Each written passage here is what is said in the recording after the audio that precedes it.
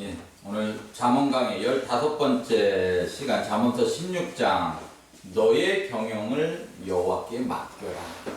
너의 경영, 네 하는 일 다 하나님께 맡기라는 거예요. 쉽지 않은 말입니다. 인간은 강한 것 같은데 실상은 너무 약해요. 우리가 이제 일상 살아가면서 너무 뼈저리게 느낍니다. 우주 정복한다고 미국, 러시아, 뭐 중국, 우리나라까지 이제 미사일 쏘아 올려요. 정복해보겠다고. 근데 죽음 앞에서는 어쩔 수가 없는 것 같아요. 죽음 앞에서. 오늘 제가 저 높은 곳을 향하여 어떤 찬양할까 하다가 저 높은 곳을 향하여 그걸 선택을 했습니다. 이게 사실은 장례식에서 많이 부르는 찬양이죠. 한 주간 있다가 제가 감동되는 것을 찬양 올리는데 누군가가 죽음과 관계된 분이 오늘 좀 계실 것 같다라는 이번 주 한 주간 감동이 와서 그 찬양을 선곡을 했는데 강효미 집사님 어머니가 좀 위독해요. 위독 집사님 장모님이죠. 어쨌든 죽음 앞에서는 뭐 누구도 그걸 거부할 수가 없다라는 사실입니다. 코로나19 바이러스, 우리도 코로나를 갔지만 어쨌든 끝나지 않고 있습니다. 바이러스 하나로도 전 세계가 마비돼요.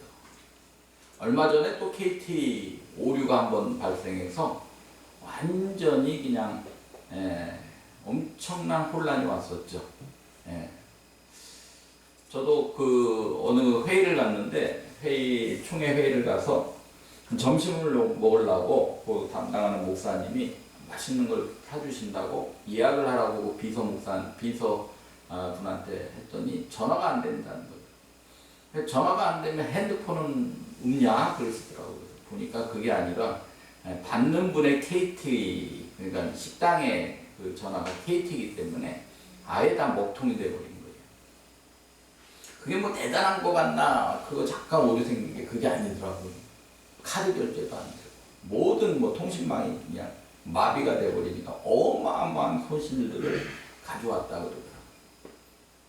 그러니까 우리는 뭐 하나만 조금 편하려고 이렇게 여러 가지 편리시설을 만들었는데 모든 것이 거기에 족쇄가 돼 있어요. 조금만 우리가 와도 우리는 올스톱 상태가 됩니다.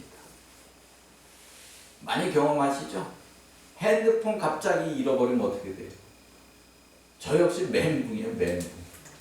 핸드폰으로 모든 작업이 이루어지는 시대고 그 안에 어마어마한 전화번호들이 있기 때문에 저는 제 전화번호하고 제 아내 정도 번호 그 다음에 우리 애들 전화번호도 못 외워요. 그냥 단축키로 이렇게 누르면 돼요.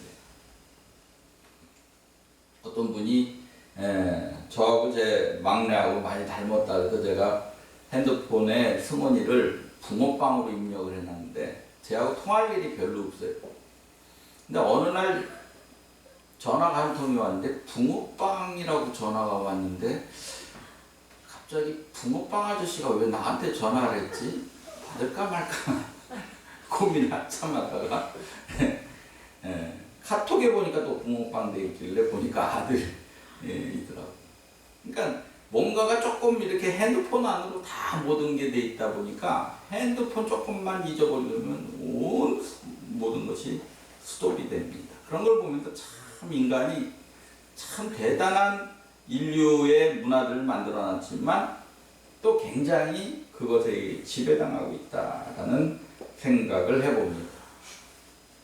저는 또 장이 굉장히 안 좋아요. 그래서 집에 가면 반드시 화장실이 딸려 있냐 방에 그걸 먼저 물어봅니다. 그때마다 느끼는 것이 참 내 힘으로 안 되는 것이 많구나. 참 연약하구나. 인간의 힘만으로 정복하고 뛰어넘지 못하는 것이 너무 많구나.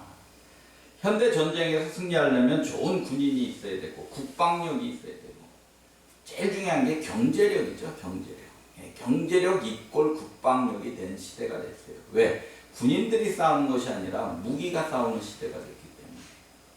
그런데 수많은 전쟁을 한 다윗은 승리의 비결을 다른 데서 찾지 않고 하나님에게서 찾았다라는 거예요. 하나님에게서. 그러니까 여호수아도 수많은 전략들이 나오는데 그 전략 안에는 하나님과의 관계를 전부 얘기하고 있지, 뭐 좋은 군인을 정비하라, 무기를 정비하라는 말은 한마디도 없어요. 오히려 여호수아 10장 11장 가면 노획한 걸 어떻게 하라 그래? 병거를 불사르고 말에 힘줄을 끊으라 그래. 그거 사용하지 말라는 거예요. 내가 또 새롭게 주는 전략 가지고 다음 전쟁을 하라는 거예요. 여리고성 무너질 때도 무기로 하지 않았다는 거예요. 또 여리고성 전쟁 전에 하나님께서 여호수아 5장 보면 할례를 행하라 그래요. 네가 쥐고 있는 거 끊으라는 거예요. 유월절을 먼저 지키래. 피 바르라는 거예요. 잘못한 것은 다시 회개하고 다시 6장에서 여리고성 전투하라는 거예요. 근데 무너졌습니다. 이게 하나님의 전쟁 방법이고 우리가 이 땅을 살아가는 방법이에요. 우리의 힘으로 될 것 같은데 되지 않는다라는 거예요. 다윗은 군사력 지기를 힘으로 삼지 않고 오직 하나님의 힘을 의지합니다. 이것이 다윗이 가졌던 위대한 방법이었어요. 그래서 다윗은 위대한 왕이 될 수 있었던 거예요. 그것은 경험에서 나왔어요. 사울왕 자신의 장인이 자기를 죽이려고 했고 본인이 사울왕 앞에서는 충성을 했어요. 그런데 죽이려고 했어요. 경쟁자라고 해가지고 아들이 배신했어요. 보니까 내 자리조차도 아들이 그거를 뺏으려고 할 정도로 참 인간들이 악하다라는 걸 알았던 거예요. 주변 부하들이 배신했고 심지어 제사장까지도 다 배신했습니다. 심지어 백성들까지 배신하죠. 그러면서 깨달은 것이 사람은 의지할 대상이 아니구나. 근데 그때마다 실감나는 하나님의 도움을 받습니다. 저는 전형적인 담즙질이에요.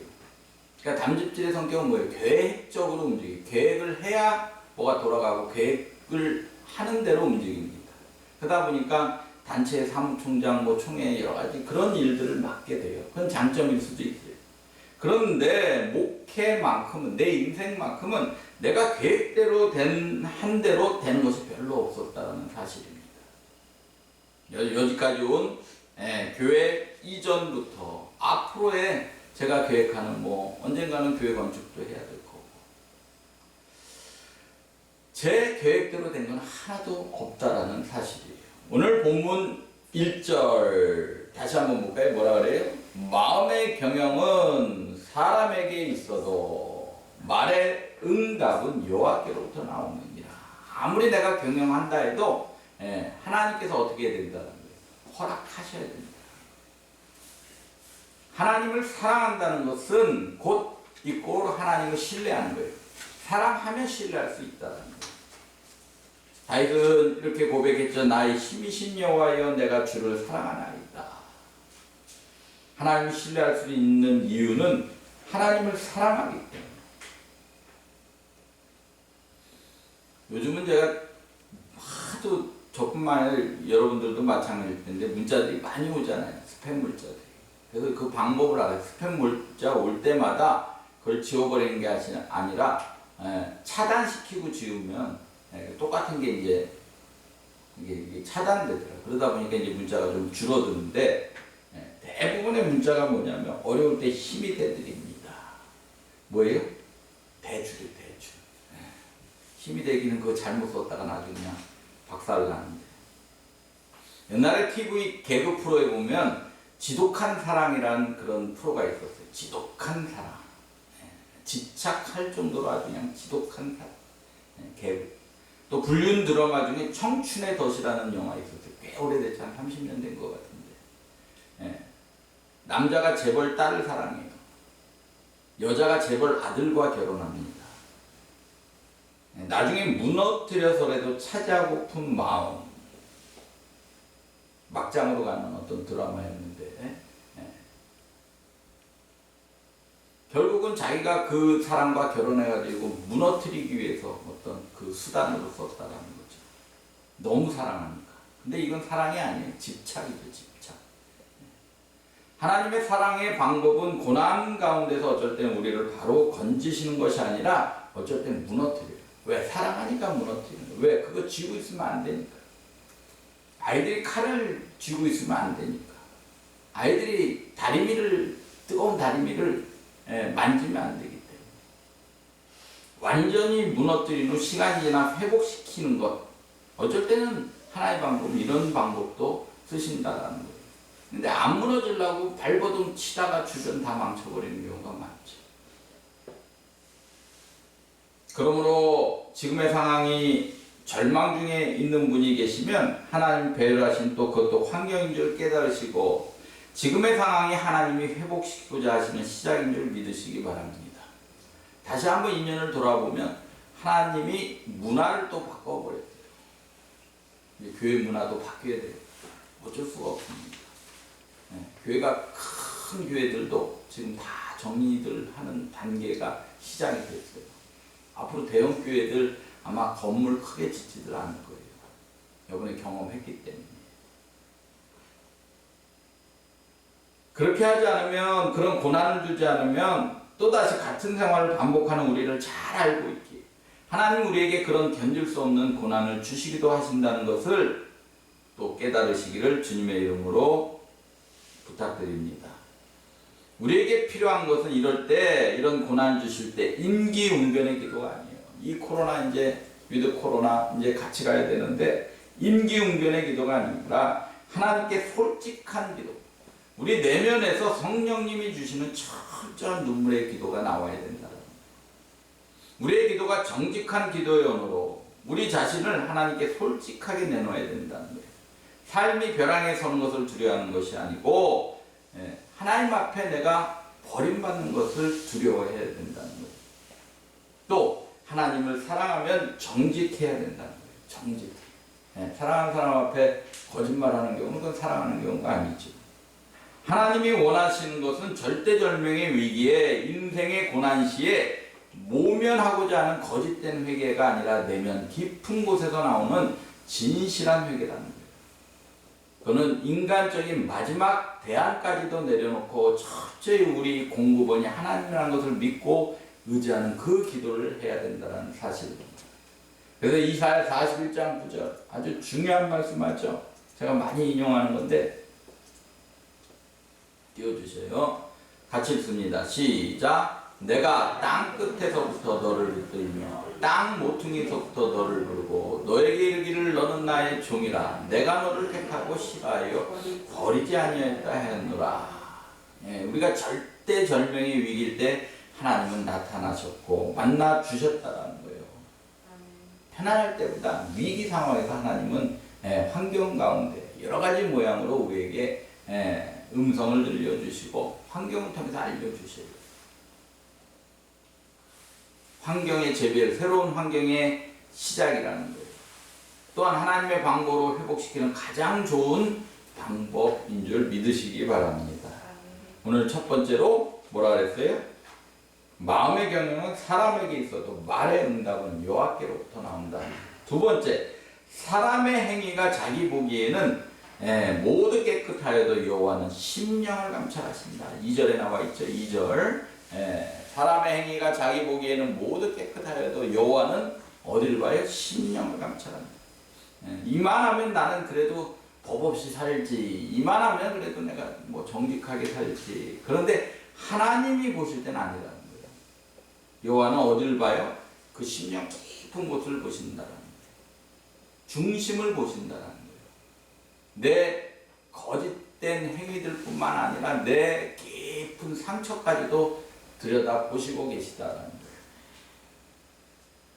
대인관계가 잘 안 되는 분들의 특징이 뭐냐? 과거의 상처가 해결이 안 돼. 그러니까 욱 하는 게 자꾸 올라와요. 왜?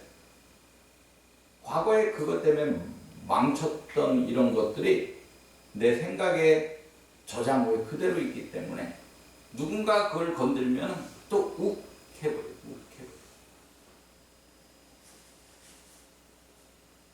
근데 하나님은 그 중심, 심령까지도 감찰하십니다. 그러니까 내 안에 상처까지도 해결을 해야 되는 거예요. 어떠한 방법으로 해결해요. 깊은 성령의 감동으로 해결하든지 아니면 사람의 방법으로 상담을 받든지 정신과 치료를 받든지 그게 해결 안 되면 관계가 형성이 안 되는 거야. 세 번째로 3절 보니까 3절 읽어볼까요? 너의 행사를 여호와께 맡기라. 그리하면 내가 경영한 것이 이루어지리라. 맡기래요, 맡기래요. 그리고 9절 한번 또 읽어볼까요?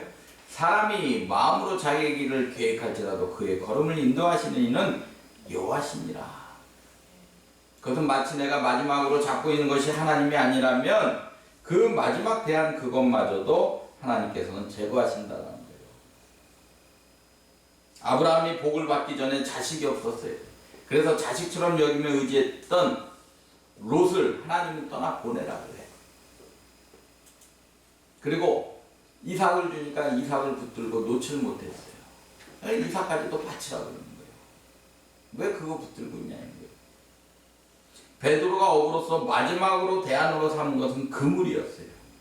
이 그물만 있으면 먹고 사는데 지장 없어요. 목회하는 목회자들도 마찬가지. 목회가 안 되면 내가 이거 기술이 있으니까 이걸로 그냥 먹고 살지. 그러니까 목회도 안 풀리고.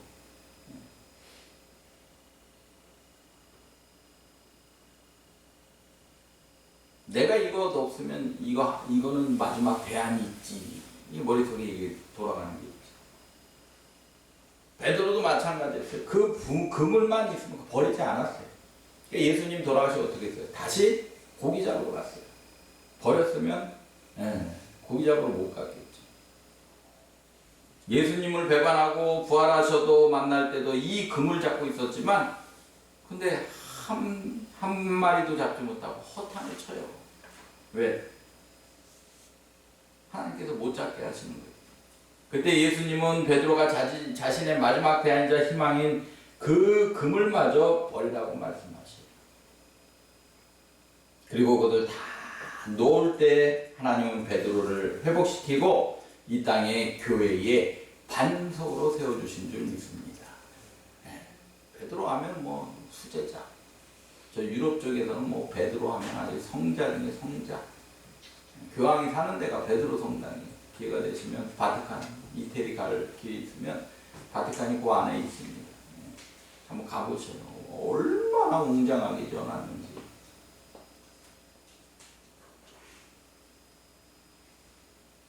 근데 이 땅에 그런 걸 보면서 참 우상별 많이 만들어 놓습니다. 베드로 그 성자 이름을 따가지고 어떻게 보면은 그 어마어마한 교황청을 한 나라를 만들어 놨어요. 이번 주에 제가 그 단양에 좀 일이 있어서 그랬더니 오고 가는 길에 삼봉이라는 그 바닷가에 이렇게 강이 있는데 삼봉이라고 있더라고요. 잠깐 구경하자고. 누구 이름을 딴 건가 보니까 삼봉 정도전 이름을 따. 봉우리 3개가 있더라고요. 정도전. 이방원에 의해서 제거됐죠. 근데 후손들은 그 이름 따가지고 그거 가지고 장사들 하고 있더라고요. 그 지역이 바글바글해. 조금 더 가니까 김삿갓 도시가 있어요. 김삿갓이 유랑했던 그 마을이. 그걸로 얼마나 장사들을 잘하고 있는데 전부 뭐 김삿갓 뭐 식당부터 해가지고 김삿갓 뭐 기념관. 김삿갓이 그런 마음으로 그 지역을 다니면서 유람하고 그 시들을 쓴 게 아닌데 전부 장사 속으로 그 지역을 만들어요. 참 우리나라처럼 그런 거 잘하는 나라도 없어요.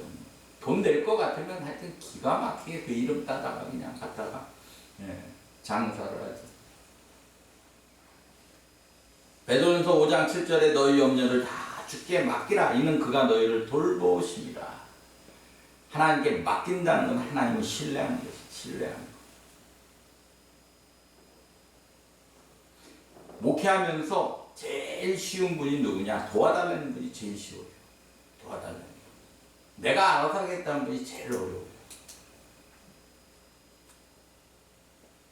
염려한다고 해결되는 거 없습니다. 사람 붙잡고 하소연하니까 풍랑이 잠잠해졌습니까? 아니라는 거예요. 시편 50편 15절에 환난 날에 나를 부르라. 내가 너를 건지리니 내가 나를 영화롭게 하려. 부르지라는 거예요. 나에게 도움을 요청하라. 아예 하나님 내가 알아서 해요. 그럼 하나님 움직이질 않는다는 거예요. 그럼 하나님이 싫어한다는 거예요. 오늘 4절 볼까요? 4절. 여호와께서 온갖 것을 그 쓰임에 적당하게 지으셨나니. 그러니까 쓸데없이 하나님 만들어 놓으신 게 없다는 거예요. 이 세계가 돌아가는데 쓸데없는 것은 없다는 거예요. 제가 항상 느낍니다. 쓸모없는 교회는 한 분도 없어요. 어쩔 때는 참 너무할 정도로 참 힘들게 해도 또 그분 교회 떠나고 나면 아쉬운 부분이 반드시 있더라고요. 그래서 제가 조금씩 목회가 배워가는 거예요. 근데 거기 뭐라 해요? 악인도 악한 날에 적당하게 하십니다. 악인도 하나님께서 들어 쓰실 때가 있다는 거예요. 왜? 의인들을 정신 차리게 하기 위해서 붙여가지고 악하게 해가지고 하나님 찾게 만드는 거죠. 나에게 지금 주변의 사람들이 또 이웃이 힘들게 하면 거꾸로 나는 그렇지 않았나 돌아보라는 거예요. 오늘 본문처럼 나를 구원하신 하나님 바라보시고 하나님께 말하라는 하나님의 사인입니다. 그때 하나님께서 나의 심세를 아시고 외로움 아시고 나의 말에 귀 기울이신다는 거예요. 찬양 중에 주만 바라볼지라 나의 작은 신음에도 응답하신다. 그래서 우리가 말하는 게 굉장히 조심해야 돼. 주의해야 돼. 내 작은 거에도 하나님 반응하고 계시다라는 거예요. 하나님을 아신다라는 거예요. 성령님은 인격에 항상 초대해야 돼. 같이 동행한다는 마음으로. 작은 신음에도 응답하시는 분. 이사야 55장 8절에 그래서 내 생각은 너희 생각과 다르며 내 길은 너희 길과 다르다라고 말씀합니다. 여호와의 말씀입니다. 내 생각과 너희 생각이 다르대. 근데 우리는 내 생각 가지고 하나님을 가둬놔요. 먼저 계획하고 이렇게 움직여줘야 되는 것이 하나님이라고 착각하고 있어요. 그러니까 이것도 우상인 거예요. 내 생각에 하나님을 가둬놔버려요. 하나님은 요만한 하나님이에요. 그리고 내 틀에 갇혀있는 하나님이에요. 그러니까 하나님은 움직여주지 않는 거죠. 하나님은 우리 생각과 다른 방법으로 우리 일과 다른 길로 먼저 행하심을 믿어야 돼요. 이것이 구속사적 생각입니다. 그래서 오늘 18절 볼까요? 교만은 패망의 선봉이요 거만한 마음은 넘어짐의 아짬이니라. 겸손한 자와 함께하여 마음을 낮추는 것이 교만한 자와 함께 탈춤을 나는 것보다 나으니라. 삼가 말씀에 주의하는 자는 좋은 것을 얻나 여호와를 의지하는 자가 복이 있느니라. 그러니까 하나님을 뜻을 묻지 않고 내 힘으로 살아가겠다는 그 자체가 교만입니다. 그는 반드시 넘어지게 돼 있다는 사실입니다. 이번 한 주간도 이제 금년 얼마 남지 않는데 어려운 분 계십니까? 또 누구 때문에 억울하고 분한 분 계십니까? 그런 상황에 처해 있다면 이 모든 것이 하나님을 나를 위한 배란 환경이라는 생각으로 구속사적으로 사고를 바꾸시기 바랍니다.